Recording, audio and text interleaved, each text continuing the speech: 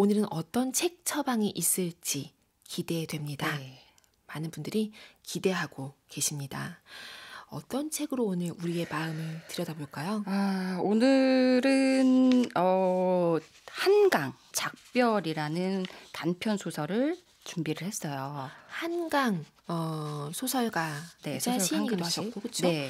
한강의 사실은 이게 작별. 유명한 책은 아닐 수도, 많이 알려진 책은 아닌데요. 네. 굉장히 제가 이거를 읽으면서 정말 이 한강 씨는 정말 대단한 분이구나. 이 짧은 이 플롯에 뭔가 너무 많이 담고 있구나 해서 네. 감동을 많이 느꼈고요. 오. 이 한강 작가님 제가 책을 다른 책도 많이 읽었는데 조금 무거운 책이 많거든요. 많은 그만큼 분들이 보통 채식주의자, 채식주의자나 소년이 온다 네, 이런 것들 네. 사랑하시잖아요. 근데 이제 조금 무거운 책이 많은데 이 책은 그것보다는 조금 더 이 아름답고 약간 그래도 가벼운 느낌이 있어서 제가 여러분들한테 오늘 픽하게 되었습니다. 그래도 제목이 또 작별이어서 약간 네. 또 마음에 뭔가 이렇게 몽글몽글해질 것 같은 결론은 느낌이. 좀 슬프긴 한데요. 네. 이 슬픈 걸 너무 예쁘게 잘 써주셔가지고 아름답게. 네. 네. 그래서 작가님이 정말 작가님이시구나.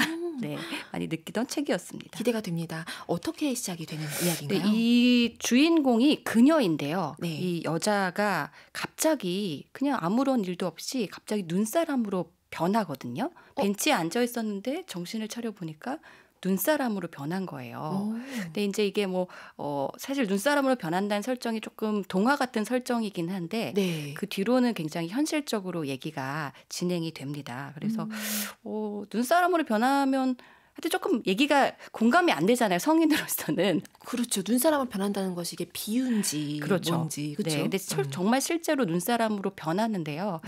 나중에 이걸 읽다 보면 이 눈사람이라는 설정이 얼마나 이 많은 고뇌와 정말 이 작가분, 이 한강 작가님의 역량이 담겨 있었던 신의 한 수인지를 제가 마지막에 많이 깨닫게 됐거든요. 그래서 여튼 이 주인공은 그녀고요. 네. 여성이 갑자기 눈사람으로 변하면서 이 짧은 시간에 주위 사람과 이 관계를 이야기를 풀어내는 것이 전반적인 이야기입니다.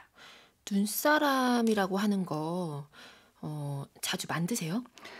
눈사람요? 자주라고 하기에는 눈이 자주 안 오죠? 사실. 그렇죠. 어렸을 때는 좀 네. 이제 만드는 적이 저도 있었는데 이게 좀 굉장히 예쁘고 동화 같고 네. 하여튼 낭만적이고 우리 겨울 동화 그거 겨울 있잖아요. 왕국. 겨울 왕국. 예, 저기 난리 났습니다. 겨울로 시작하는 게 너무 많아가지고. 아니 제가 조금 네. 이게 나이가 있다 보니까 예, 그러네 죄송합니다. 아무튼 그래서 겨울왕국 겨울왕국 같은 것도 보면은 너무 예쁘게 그려지는데 그렇죠. 사실은 이게 너무 얘기가 슬프기 때문에 눈사람이라는 예쁜 그 상징적인 소재를 작가님이 주인공으로 이 변신을 시켜주신 것 같아요. 그래서 이 반짝반짝하고 너무 예쁜데 눈사람은 결국 녹잖아요. 그러니까요. 설령 제가 만약에 어제 눈사람을 만들었다고 그렇죠. 하더라도 오늘이면 녹았을 거라는 생각을 하게 되니까. 근데 그거를 우리가 혹시 얼리고 싶어서 네. 만약에 평생 보관을 하고 싶다, 보존을 하고 싶다고 해서 냉동실에 넣은다면 넣어보신 적 있으세요? 없는 것 같아요. 왜 그 생각을 못했을까? 넣는 아이들이 꽤 있어요. 아 진짜요? 근데 그게 좀 자그마하게 만들어가지고. 그렇죠. 근데 결국은 그게 굉장히 조금 흉측하게 녹으면서 결국은 없어지거든요. 네, 눈사람은 보존할 수가 없습니다. 뭔가 너무 슬픕니다. 그렇죠. 약간. 그래서 우선 시작만 해도 슬픈데 네. 아무튼 이런 슬프지만 예쁜 주인공 이게 이제 이 소설에 제가 생각하는 가장 굉장히 아름다운 이 플롯인 것 같습니다. 네. 이 작품을 고르신 어떤 이유가 이 작품은 궁금해요. 우선 제가 힐링을 드리고 싶었던 제가 네. 생각해 보고 싶었던 포인트는요. 이 누구나 이 삶을 들어보면은 드러나지는 않는데 다 자기만의 아픈 얘기가 있어요. 그렇죠. 특히 가족사가 생각보다 많고요. 가족사가 예를 들어서 우리가 스친 막장 드라마라고 하는 그런 곳에 나오지 않는 이야기라고 하더라도 네. 다 자기만의 어렸을 때 가족 사이에서 뭔가 아픈 상처가 있거든요. 네. 동생은 언니한테 치이고 언니는 장녀라서 상처를 받고 아들은 아들이라서 부담감을 지고 근데 또 부모님은 부모님이라서 힘들고 이런 것들이 있잖아요. 네. 그래서 그런 개인적인 사연이 있는데 드러나지가 않죠. 나이가 들면. 근데 그게 사실은 죽을 때까지 평생을 자기를 얽매이거나 지배하거나 자기의 성격을 많이 좌우하는 것 같아요. 그래서 이런 가족에 대한 얘기를 조금 하고 싶었고요. 또 이 눈사람이라는 게 없어지니까 이게 우리가 언제 사실은 죽을지도 모르잖아요. 우리가 언제 없어질지 모르는데 그거를 생각을 못하고 살기 때문에 이렇게 유한한 정말 내일 혹시 어떻게 될지도 모르는 이런 생각을 한번 해보면서 나에 대해서 한번 생각을 좀 해봤으면 좋겠다. 이런 두 가지 주제로 이 책을 고르게 되었습니다. 그러네요. 정말 사실 눈사람의 안부를 걱정을 했지만 네. 사실은 사람도 내가 사람이야말로 언제까지 정말 그렇죠. 100% 확실한 사실이 음.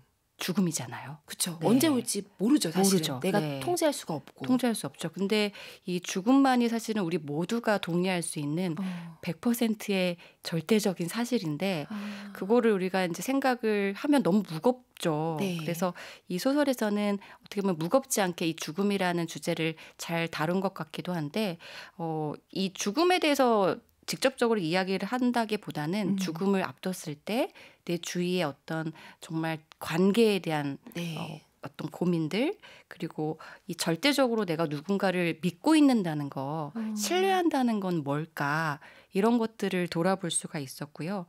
내가 그럼 없어지면 나한테 남는 건 뭐지? 나한테 내 실체로 남는 건 뭐지? 내 주위의 사람들인가? 내가 갖고 있는 무엇인가? 이런 것들을 조금 생각해 볼 수 있는 소설이라는 생각이 들었습니다. 네. 그녀는 빠르게 녹아내립니다. 정말 슬프죠. 뭔가 네, 슬퍼요. 요약할수록 더 슬퍼지는 것 같아요. 네. 눈사람이 그래서- 되고 그쵸. 빠르게 녹아내렸다. 네. 이게 우리 윤곤 작가님은 내가 지금 녹아버리면은 좀 이해가 안 되지만 내가 녹아버리면은 이 자리에 뭐가 남을까? 혹은 내가 지금 그래서 어떻게 살고 있나 이런 생각을 해보신 적이 있으신가요? 해본 적은 없는데 지금 방금 이제 나혜란 선생님 질문 들으면서 생각한 것은 이게 너무 제가 현실적인가 봐요. 여기서 녹으면 내 이 옷이랑 이런 게 남겠지? 이런 생각을 축축하게 이렇게 되겠지? 이런 네. 생각을 그러니까 그쵸? 내가 하게 녹아버리면 됐는데. 옷밖에 안 남는다는 게 사실 좀 슬프지 않나요? 그러네요. 슬프다 생각 못했는데 내가 거의 네. 몇십 년을 살아와가지고 정말 그 수많은 사람들을 만나고 수많은 좋은 추억과 내 안에 정말 무수히 많은 시간이 담겨 있는데 네. 녹아버리면 사실 옷밖에 안 남는다는 게 그렇죠. 좀 슬픈데 그런 생각을 우리가 잘 안 하잖아요. 녹아내릴 일이 없다고 믿나 믿기 봐요. 때문이죠. 네. 근데 그거를 반대로 생각하면은 그만큼 사실은 지금 내가 가져온 시간들이 얼마나 사실 아름답고 그 기쁜 기억이나 여러 가지 뭐 아프지만 행복했던 추억이나 이런 게 너무 많이 담겨 있는데 네. 지금 이 순간에 그걸 잘 생각을 못 하고 사는 것 같아요. 맞아요. 그렇죠? 맞아요. 네. 이 좋은 거를 지금 누리고 있는데 그렇죠. 어떻게 보자면요. 네. 하여튼 이렇게 녹아내리면서 이 주인공 그녀가 이 차례로 자기한테 중요한 사람들을 만나게 되거든요. 네. 그래서 첫 번째로 만난 게 남자친구고요. 남자친구. 네. 그리고 자기 그 싱글맘인데 네. 그다음에 아이를 만나고 그다음에 가족들한테 차례로 전화를 하고 이제 자기를 먼저 챙기기보다는 사실은 자기가 녹아버리면서 네. 자기 주위에 있는 사람들과 연락을 시도를 합니다. 아마 많은 사람들이 근데 이런 상황에 놓인다고 한다면 그렇죠. 일단은 내 주변에 있는 가까운 사람들을 떠올리게 되지 않을까요? 저도 그래서 이런 질문 받잖아요. 네. 너 만약에 뭐 내일 죽는다면 며칠 안에 죽는다면 뭐 할 거야? 이러면 대부분 뭐 해야 되죠? 내가 뭐 미안한 사람한테 뭐 미안하다고 얘기할 거고 예전에 막 좋아했는데 얘기 못한 사람한테 가서 얘기할 거고 가족들한테 미안하다는 얘기할 거고 주로 그런 얘기가 많이 나오는 것 같아요. 그렇죠? 일반적으로 많이들 많이 듣는 그러시나 얘기는. 봐요. 네. 그러니까 사실은 관계가 내 인생에 사실은 아주 큰 부분을 차지한다는 거죠. 네. 나보다도 나랑 굉장히 친한 사람들하고의 관계요. 여튼 여기서 이 그녀가 남자친구 현수 씨를 만나게 되는데요. 네.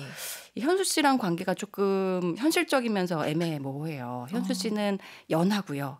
그리고 사실 이 여자보다는 조금 현실적으로는 경제적으로나 사회적 지위가 탄탄하지가 못하고 네. 하지만 이 여자와의 이제 애인이 된 거죠. 근데 이제 제가 여기서 굉장히 감명 깊게 짠하게 느낀 거는 네. 이런 게 있어요. 둘은 서로에게 하여튼 현실적인 관계는 아닌데 서로 굉장히 나름의 방식으로 배려를 하거든요. 어. 그래서 여자가 이 윤사람이 돼서 같이 밥을 먹어야 되는데 밥을 못 먹으니까 항상 이 여자가 조금 더 계산을 했었나 봐요. 네. 근데 이제 남자랑 밥을 먹는데 여자가 매번 계산을 하면 조금 음. 남자가 자존심이 상할 수도 있잖아요. 어. 그래서 같이 계산을 해주지 못하고 돈을 줘야 되는데 네. 이게 돈을 또 밥 먹고 와라고 주는 것도 조금 애매하죠. 그러니까 일방적으로 누군가 한 사람이 이렇게 계산을 계속하면 이게 그렇죠. 뭔가 이 부분을 이제 약간 신경을 쓰게 될 것 네, 근데 같아요. 이제 그거를 네. 소설에서 어떻게 표현을 하냐면 같이 먹고 밥값을 내는 것과 네. 밥을 먹고 오라고 돈을 주는 건 사실 굉장히 다른 뉘앙스로 다가올 수가 있는데 그렇죠.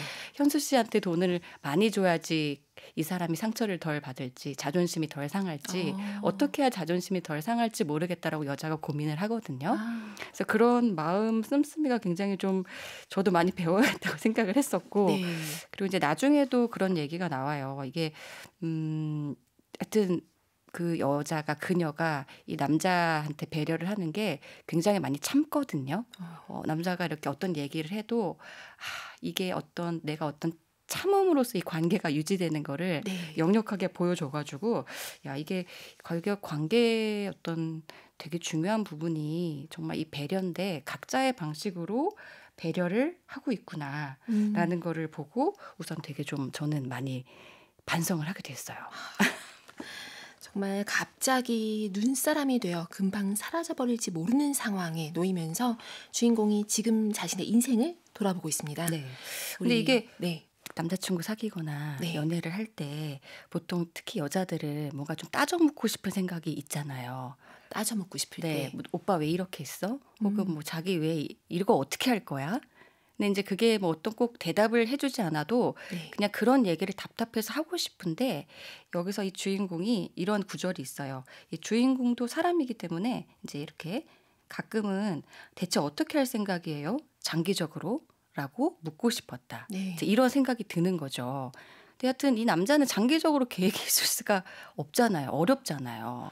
지금 장기적인 거가 그쵸. 지금 당장이 힘든 사람들 그렇죠. 그쵸. 얼마나 예. 많은데요. 임시 인턴직으로 만난 음. 사이고 사실은 이 남자는 경제적으로도 어려워서 네. 자기가 학비를 벌고 자기 한 몸을 추리기가 어려운 처지의 네. 연하남인데 어.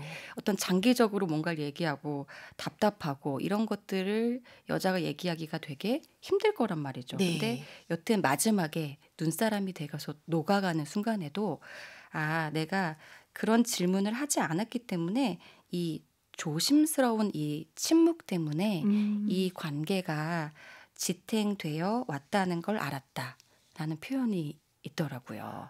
예. 조심스러운 침묵 때문에. 네. 그래서 여하튼 뭔가를 좀 서로를 배려해 준다는 게 다 이렇게 알지만 모르는 척을 해야 되고 마음에 걸리는 게 있지만 네. 그 상대방을 배려하는 마음으로 뭔가를 좀 접어야 되고 이런 것들 게 너무 느껴져서 저는 굉장히 좀 많이 반성도 되고 짠한 구절이었습니다. 오늘 정신건강의학과 나혜란 선생님과 함께 한강 작가의 단편소설 작별에 대해서 이야기하고 있어요. 어느 날 갑자기 눈사람으로 변해버린 주인공. 몸은 점점 녹아 없어지고 시간은 얼마 남지 않았죠. 그럴 때 가족을 떠올리지 않을 수 없을 것 같습니다. 게다가 주인공에겐 24세 낳아서 혼자 기른 아들이 있죠. 어떻게 이야기가 더 진행이 될까요? 그러게요. 이 가족이 얘기를 들어보면은 진짜 가족 안에 아픔이 없는 사람이 없거든요. 그렇죠? 예. 근데 이 주인공도 보면은 이게 스포일러가 될지는 모르겠는데 굉장한 아픔이 있어요, 가족사에. 네. 그리고 소외를 받으면서 자랐다고 생각을 했고 그리고 남동생과 관계가 사실 되게 좋았는데 크다 보니까 멀어졌어요. 아무래도 이 주인공은 싱글맘이고 좀 가족의 도움이 필요했을 텐데 네.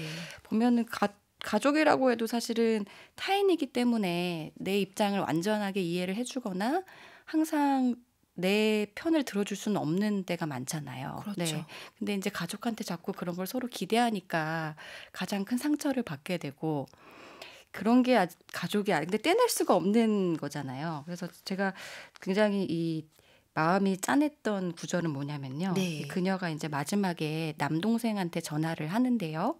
전화를 해서 내가 널 원망할 거라고 생각해 왔을지 모르겠지만 그건 사실이 아니야. 네가 윤희와 나에게서 멀어져가는 매 순간을 나는 명백히 이해했어. 자신을 건설하기 위해서 가깝고 어두운 이들에게서 등을 돌리는 사람의 용기를 정말이야. 조금도 서운하지 않았어. 라고 얘기를 하는데요.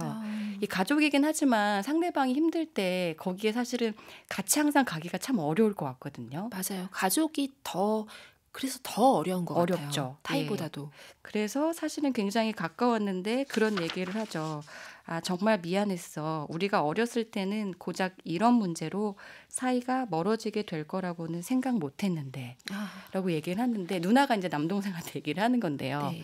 어렸을 때는 참 이렇게 자매나 뭐 남매 이렇게 사이에 굉장히 항상 우리가 같은 팀이고 가족이라고 생각을 하지만 살면서 점점 각자 인생을 살고 멀어져 가잖아요. 그러면서 되게 아쉽고 서운한 부분이 정말 많은데 또 가끔 생각해 보면 그래도 네. 가족만큼 나를 챙겨주는 사람이 없거든요.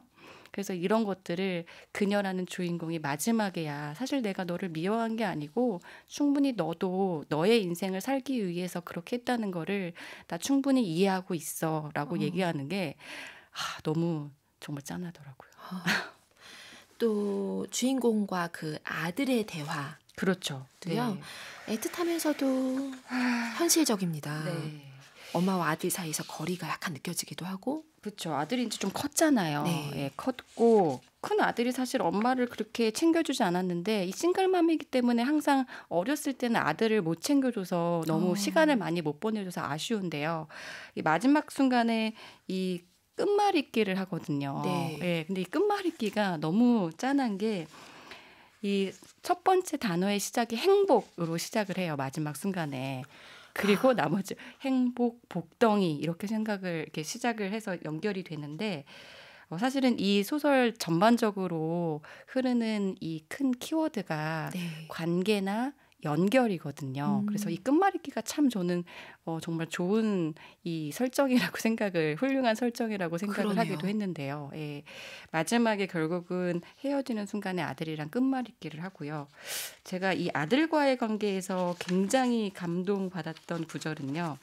이 보통은 부모가 자식을 사랑해주고 많이 베푼다고 생각을 하잖아요. 근데 이 그녀가 마지막에 이런 얘기를 합니다. 잠깐.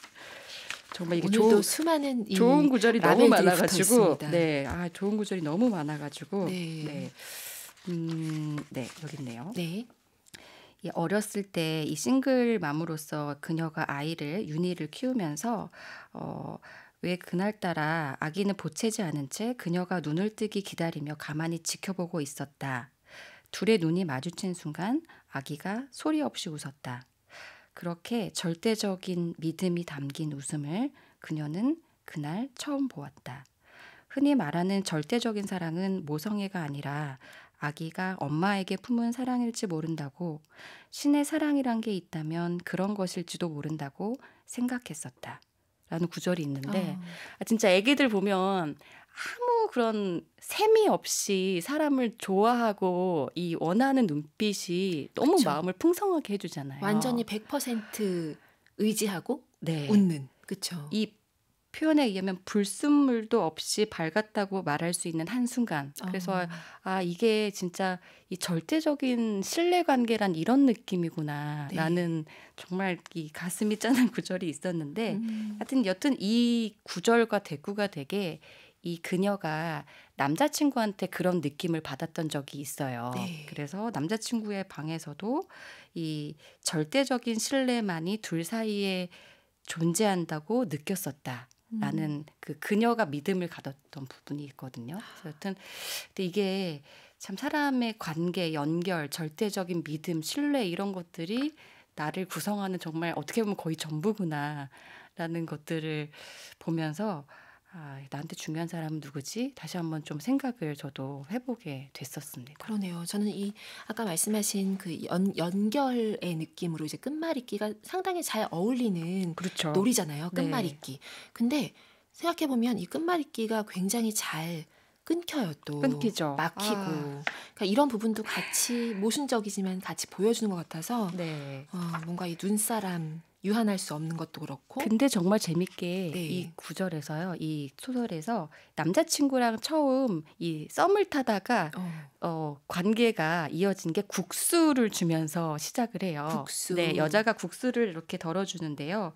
이 국수가락 같은 그 국수가락으로 비유가 되는데 네. 그들을 연결하는 실체로서 존재하게 되는 가느다란 실이라고 표현이 되거든요.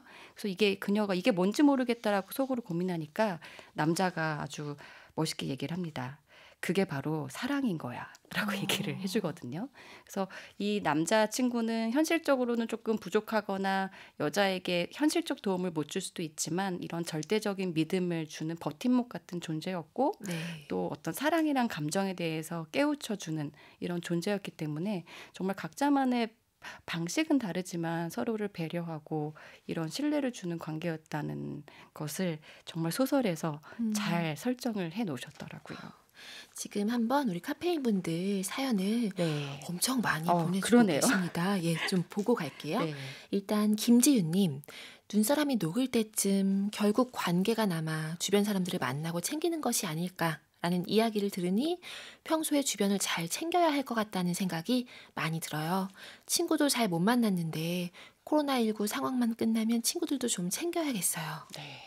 친구 좀 챙기십시오. 남는 거는 친구밖에 없는 것 같아요. 그렇군요. 그 다음 한번 읽어주시겠어요? 네. 3533번? 3533님이 보내주셨는데요. 저도 아픈 가정사가 있어요. 다른 사람들에겐 늘 밝은 척을 하지만 아버지께서 가부장적이시고 권위적이셔서 어머니를 무시하는 걸 보면서 컸거든요. 어머니의 모습이 너무 딱하고 속상해서 어머니를 대할 때 소중히 대해야지 하면서도 저도 가끔 어머니를 무시하는 것 같아요. 그리고 아버지에 대한 미움이 커서 친근하게 다가가려고 해도 화를 많이 내게 되고요.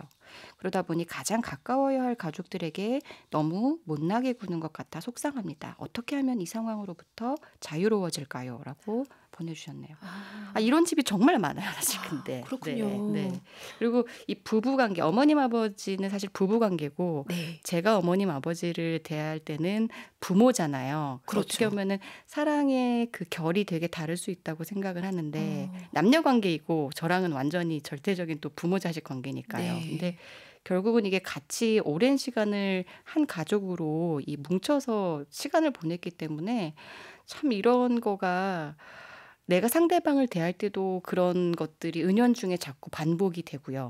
네, 그러니까 예를 들어서 어떻게 보면은 좋은 비유는 아니지만 네. 내가 그런 걸 보고 자라면 나도 자꾸 그런 사람이 되기 쉽고 어머니가 그렇게 무시당하는 것처럼 느끼면 정말 안 됐지만 나도 모르게 어떤 사람한테 약자한테 그렇게 대하고 있는 내 모습을 발견하게 될 때가 있거든요. 네. 근데 참 아이러니하게 이런 것들이 머리로 계산할 수 없는 가장 가까운 관계에서 잘 나타납니다. 이게 너무 슬퍼요. 그러니까요. 이런 고민을 참 많이 하실 것 같아요. 정말 그 진료실에 오시는 분들의 큰 고민이 가족 관계 고민이 많은데요. 정말 어려운 거는 제가 가족 관계를 끊을 수는 없죠. 예, 그렇죠. 떼어낼 수도 없고 그리고 가족은 상대방을 또 바꾸기도 힘들기 때문에 그 안에서 아까 그 남동생처럼 소설의 남동생처럼 네. 자기의 자리를 지키면서 한편으론 가족과 너무 먼 거리를 유지하지 않고 이 중간을 찾는 게 참 어려운 것 같더라고요. 그러니까 어느 정도의 거리감이 조금은 필요할 수도 필요하죠. 있겠네요. 네. 근데 부모님들이 말하는 게 사실은 항상 옳은 건 아니지만 네. 부모님들은 자기가 아는 선에서의 최선의 것을 전달을 해주려고 하고 사실 그게 때로는 자식한테는 좋지 않은 선택이 될 수도 있어요. 제3자가 볼 네. 때는. 그래서 그런 것들에 굉장히 서로 상처를 받아 하고 이런 것들이 가족이기 때문에 뗄 수가 없고 그래서 제가 같은 중간에 항상 그런 얘기를 들을 때 마음이 안타까운데 저는 그런 얘기를 해드립니다. 여튼 가족을 외면할 수는 없지만 여튼 내가 먼저 있어야 가족을 다음 챙길 수 있으니까 네. 아까 동생처럼 조금 너의 자신을 먼저 챙기는 것도 그렇게 나쁜 일은 아닐 것 같다라고 얘기를 해드리긴 합니다. 0405번. 8살 딸아이의 말버릇과 짜증 때문에 이 좋은 봄날 아침 오늘도 큰 소리를 내고 말았습니다. 초등 입학을 못하고 집에 있는 아이도 딱하지만 엄마인 저에게 점점 더 많은 짜증을 내니 저도 매일 폭언을 듣고 사는 기분입니다. 네. 아이를 야단치는 것만으로 해결이 안 되는데 어떻게 해야 할지 고민입니다. 그러게요. 예, 엄마도 사람이고 음, 사실은 8살 딸아이 엄마라고 하면 제가 생각하기에 많아야 50 정도가 안 넘으셨겠죠? 그럴 것 그 같아요. 사실은 네. 개인으로 보면은 되게 아직은 많이 성숙이 안 되실 수 있거든요. 네. 네. 근데 하여튼 부모도 자식한테 상처를 받기 때문에 항상 얘기를 듣다 보면 아까도 얘기했지만 어려운 게 누구의 잘못은 아니에요. 어, 그게 가장 큰 핵심이에요. 누구의 잘못도 누구의 어떤 본의도 아닌데 서로 상처를 받는 관계가 가족이기 때문에 그래서 약간은 거리가 조금 있는 것도 오히려 좀 가끔은 필요할 것 같다는 생각이 음. 많이 들기는 합니다, 저는. 그러니까 가족이라는 그 어떤 구성 안에선 이상하게 다 피해자라고 생각하는 맞아요. 경우가 많을 것 네, 같아요. 네, 내가 다 피해자예요. 가해자다 이렇게 인정하시는 분은 별로. 본의가 음, 좋기 때문이죠. 네.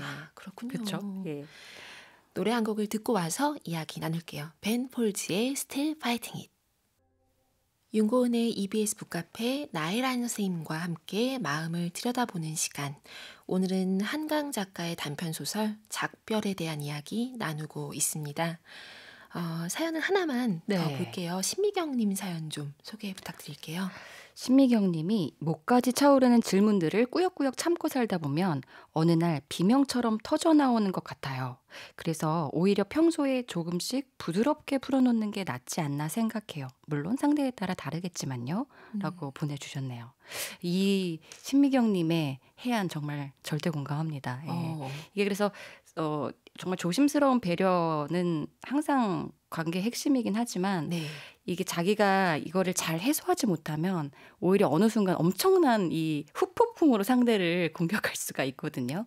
해소를 하지 않으면 이게 이렇게 자체 소멸은 잘 안 되나요? 교조 소멸 잘 안 될 것 같아요. 어. 예, 그래서 사실 이 그녀 주인공 그녀가 사실은 조금 짠한 부분이기도 하고 정신과 의사로서 조금 어떻게 보면 병리적인 부분이라고 생각하는 네, 부분이기도 네. 한데 너무 본인이 많이 견디고 참는 사람이에요. 예, 그래서 이 악몽을 많이 꾸는데요, 주인공이. 제가 네. 그 그녀라는 주인공이 얼마나 힘들게 살았는지를 잘 묘사하는 이 악몽의 구절이 있어요. 그래서 여기 보면은 얇은 살얼음으로 덮인 호수 위를 그녀는 두려워하며 걸었다. 꿈이에요. 네. 그녀만이 터득한 특별한 방법으로 종아리에 힘을 주면 가까스로 얼음이 깨지지 않았다.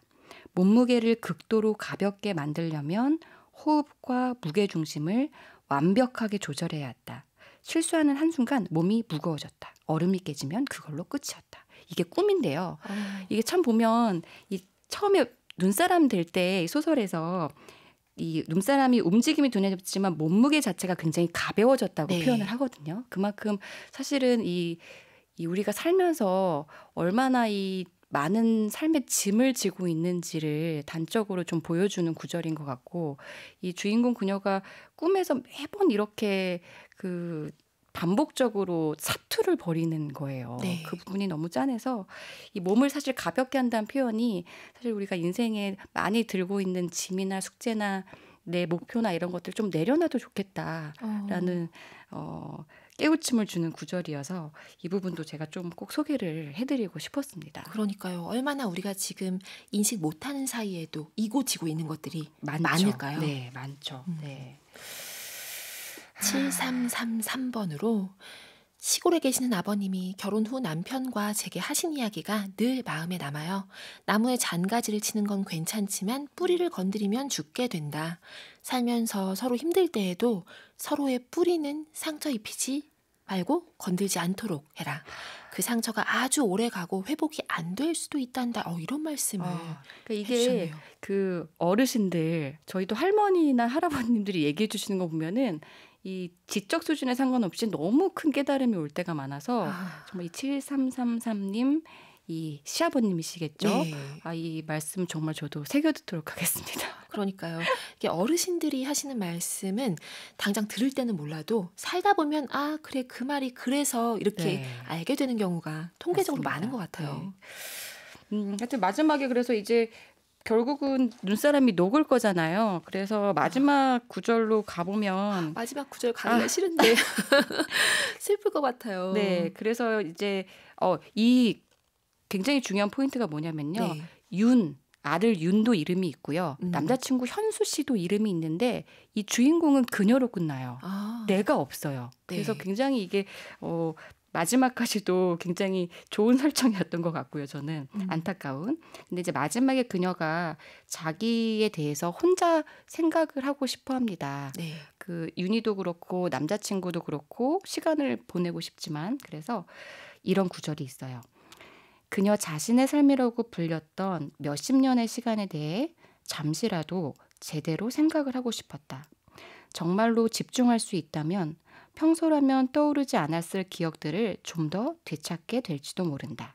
이렇게 자기에 대해서 생각을 합니다. 근데 그리고 나서 하지만 그게 무슨 소용인가? 그냥 끝이야. 라고 후회를 하다가요. 마지막에 홀가분했다. 미치도록 후련했다. 아니 억울했다. 이가 갈리게 분했다. 이렇게 여러 가지 감정이 교차하면서 끝을 맺게 됩니다. 정말 제가 겪어본 일은 아니지만 눈사람이 돼본 적은 없으니까요. 그렇지만 오늘 얘기해 주시는 거 들으면서 너무너무 공감이 가네요. 그 무게감도 느껴지고 그렇죠. 마치 네. 제가 경험한 것처럼. 네. 그래서 제가 마지막으로 이 청취자분들께 저한테 하는 얘기기도 한데요. 이 네. 작품을 고른 이유기도 하고요. 이 살면서 내가 좋아하는 사람이 어떤 생각하나 뭐 기분이 어떨까는 생각을 해보지만 내가 지금 어떤 상태인가 깊이 있게 생각해 본 적이 거의 없어요. 네. 지금 잠깐 나에 대해서 아무 생각도 안 하고 나를 느끼는 순간이 사실 없는 것 같거든요. 네. 그래서 하루에 정말 짧게 단 몇 분이라도 내가 다른 사람이 아니고 정말 나에 대해서 그저 나에 대해서 느끼는 그런 순간을 여유를 조금씩 가져보셨으면 좋겠고요. 사실 녹아버리면 아무것도 아니지만 지금 너무 많은데 인생의 수십 년의 시간이 나한테 있잖아요. 그렇죠. 그런 것들을 정말 나를 느끼면서 살아가셨으면 좋겠다는 생각에서 마지막으로 제 개인적인 힐링 포인트는 내가 잠시라도 나를 느끼면서 살아가자는 마무리를 짓겠습니다. 정말 나한테 좀 야박하게 굴 때가 많아요. 엄청나죠. 네. 그러니까요. 하하영님이 북카페의 화요일은 조금 더 특별하게 다가옵니다. 선생님의 목소리가 나혜란 선생님의 목소리가 편하고 차분해서 좋습니다. 지인들이 웃겠어요. 여기서 새롭게 이제 이미지 구축하시는 거죠. 네, 이렇게 네. 굳어가면 좋죠. 네. 나혜란 선생님의 해석을 들었더니 한강 작가님 책을 읽어볼 용기가 납니다. 감사합니다. 하셨어요. 꼭 읽어보세요. 그 다음 사연은 5719번. 작년 겨울 할아버지와 작별했어요. 헤어짐에 끊임없이 익숙해지려고 노력해야 하는 것 같아요. 잘 보냈다고 생각했다가도 울컥 보고 싶어 눈물이 나네요. 작별이란 건 어쩌면 끝나지 않는 것일지도요. 하셨습니다. 그렇죠. 예. 내 머릿속에 남아있는 한 해 사실 작별은 아닐 수도 있어요. 저도 할아버지가 이제 돌아가셨는데 네. 내가 사실은 자주 못 찾아뵙거든요. 네. 1년에 뭐 한 번, 두 번 볼 수도 있잖아요. 근데 그렇죠. 사실은 더 자주 생각하면 어떻게 보면 내 마음속에는 더 많이 남아 있을 수 있다는 생각을 하면서 작별이라는 게 정말 뭔가 이런 생각을 해 본 적이 저도 있었습니다. 저 지금 말 들으면서 약간 소름이 돋았어요. 제가 이렇게 뭐 반응이 오면 약간 이렇게 피부로 오거든요. 오늘 이렇게 마음의 초점을 맞춰서 소설을 읽어보니까 참 좋네요. 다음 주에 또 어떤 책 가지고 오실까?